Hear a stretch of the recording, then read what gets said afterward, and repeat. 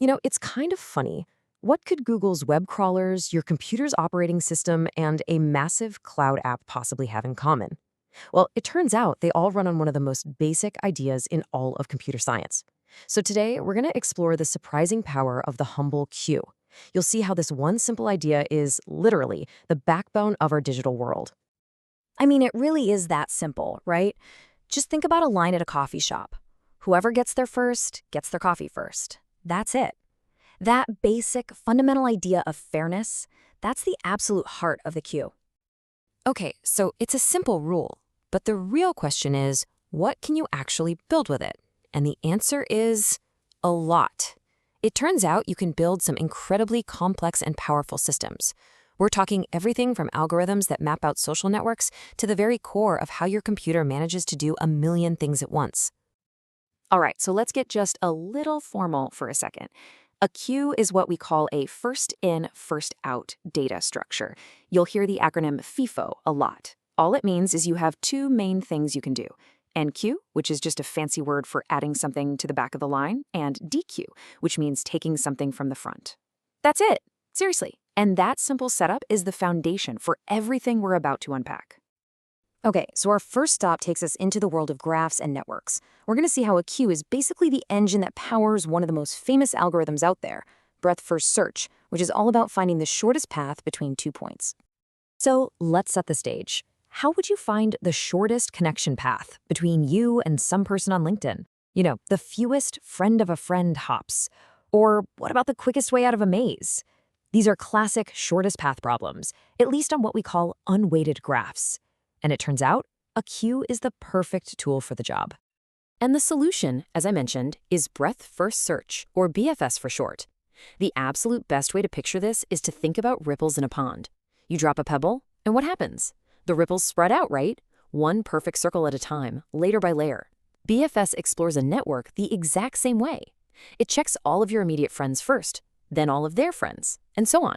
This layer-by-layer approach is what guarantees that you'll find the shortest path, at least in terms of the number of steps or edges. And the algorithm itself? It's just beautifully simple. Here's how it works. 1, you stick your starting point into the queue and say, okay, I've been here. 2, as long as the queue isn't empty, you pull the next person, or node, from the front of the line. 3, you look at all of its neighbors that you haven't seen before, you mark them as visited, and you add them to the back of the queue. And that's it. You just keep doing that over and over again. All right, let's actually walk through this. So we start by putting our source node A into the queue. Now watch this. In the first step, we dequeue A. What are its neighbors? B and C. So they get added to the queue. Next, B comes out of the front. Its unvisited neighbors, D and E, get added to the back. See what's happening? Because we're always adding to the back and taking from the front, the queue forces us to explore one whole layer of connections before we can even start the next one.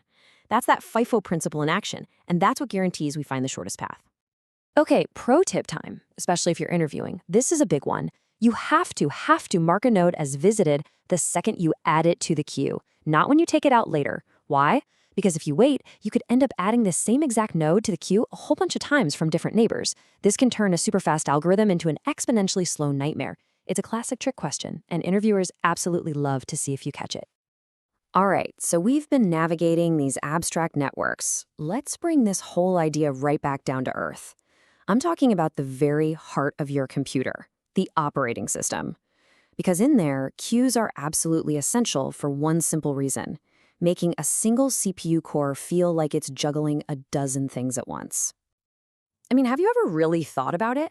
How can you have your web browser open, music playing, and a game running all at the same time, and your computer doesn't just freeze?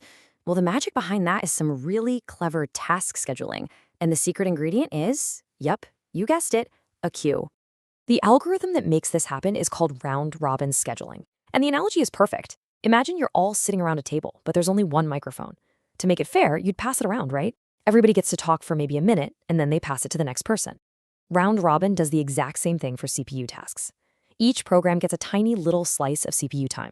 We call it a quantum. And then it's sent to the back of the line, to the back of the queue, to wait for its next turn. And when I say a tiny slice of time, I mean it. We're talking milliseconds. A typical quantum might be just 2 milliseconds. The CPU is switching between all those different tasks so incredibly fast that for us as humans, it feels like everything is happening at the same time. It creates the illusion of multitasking. But this whole idea introduces a really interesting puzzle. What's the perfect size for that quantum? It's a classic engineering trade-off. If you make the quantum super small, the system feels really snappy and responsive. Super fair. But you waste a ton of time just on the overhead of switching between tasks. On the other hand, if you make the quantum too big, you cut down on that switching overhead, but now your computer feels slow and sluggish. It starts to act like a boring first-come, first-served system. And that brings us to the interview tip for this part. Being able to have a smart conversation about that trade-off, balancing quantum size, latency, and the overhead from context switching. That is a massive green flag in an interview. It shows you're not just memorizing algorithms, you're thinking about how systems actually perform in the real world. Okay, so we've seen how queues can explore graphs and keep a single computer feeling fair and fast. But now let's scale this idea up. I mean way up. Let's talk about the massive distributed systems that run things like Netflix or Amazon. In this world, queues aren't just a tool, they are the absolute glue that holds everything together and makes these huge applications both resilient and scalable.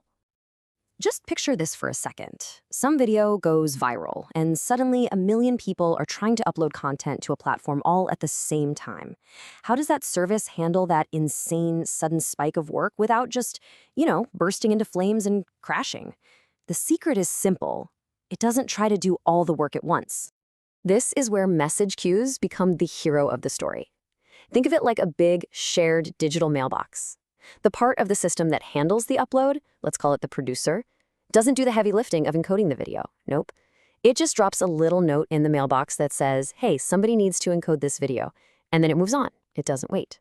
Later, a whole different group of worker computers, the consumers, come along, grab messages from that mailbox, and do the actual hard work at whatever pace they can handle.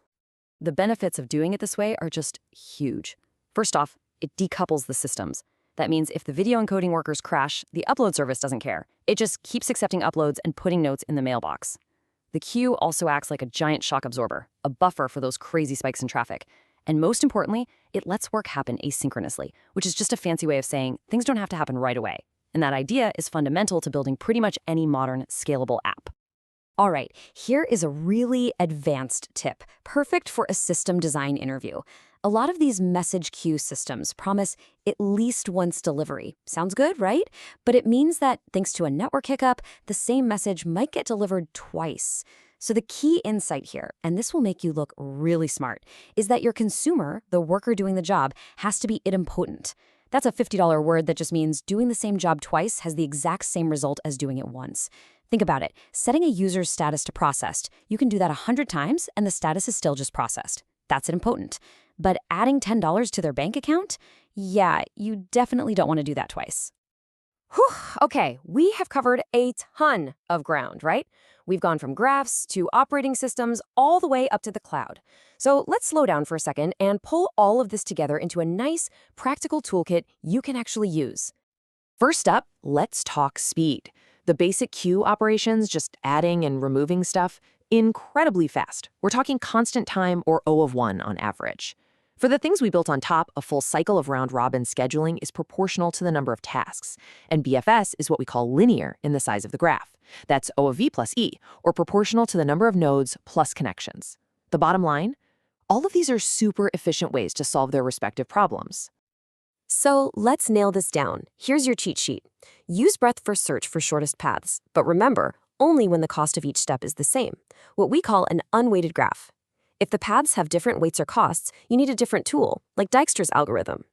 Use round-robin scheduling whenever you need fairness and a system that feels responsive. And reach for message queues when you're building big, resilient systems that need to handle crazy, unpredictable workloads. And remember, knowing when not to use a queue is just as important as knowing when to use it. So think about it. From finding your way through a social network, to keeping your computer from freezing up, to powering the massive cloud services we use every day, it all comes back to that one dead simple idea. Align. First in, first out. It's one of the most fundamental building blocks we have, and it really does underpin our entire digital world. So the only real question left is, what complex problem are you going to solve with it next?